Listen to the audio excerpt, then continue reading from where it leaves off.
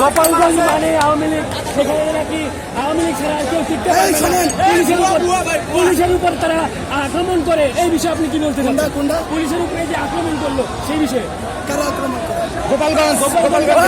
গোপালগঞ্জ এখনো আমি বলি, আমার বাড়ি গোপালগঞ্জ না, গোপালগঞ্জ হলো 10% স্বাধীন হয়েছে, 90% এখনো পরাধীন। এই স্বরাষ্ট্র উপদেষ্টা নিজেও ওখানে স্বাধীন না। এই জন্য এই বুড়া ভাম আমি দেশ টিভির মাধ্যমে বলছিলাম, এই অথর্বটারে এখনো রাখলো কেন? এই এখনো সেনাবাহিনীর লোক নাকি শুনছে না।